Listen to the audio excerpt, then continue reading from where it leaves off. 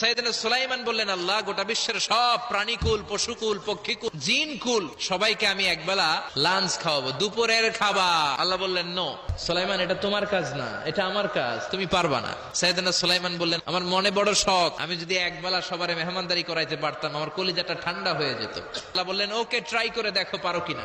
সাইয়েদনা সুলাইমান আলাইহিস সালামের অনুসারী ছিল জিনেরা। জিনের বাদশারে বলল, জিনের বাদশা, যাও সাগরের পাড়ে 40 কিলোমিটার জায়গার মধ্যে খাবারের আয়োজন করো।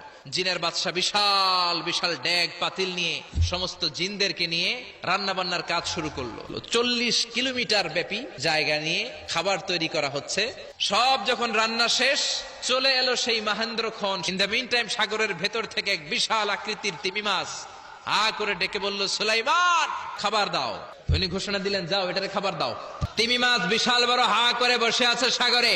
জিনের বাদশা খাবার দিতে লাগলো। 1 কিলোমিটার শেষ, 5 কিলোমিটার শেষ, 10 কিলোমিটার শেষ, 40 কিলোমিটার শেষ, এখনো তিমি মাছের মুখ করা আছে না নাই? সাইয়েদনা সুলাইমান সিজদায় পড়ে গেলেন, আল্লাহর ডেকে বললেন, মাবুদ রে, আমি বুঝতে পারি না, আসলে রিজিক দেওয়ার মালিক আমরা না, গোটা বিশ্বের সবাইকে খাওয়ানোর ক্ষমতা আমার নাই, রিজিকের মালিক একজন, তিনি কে?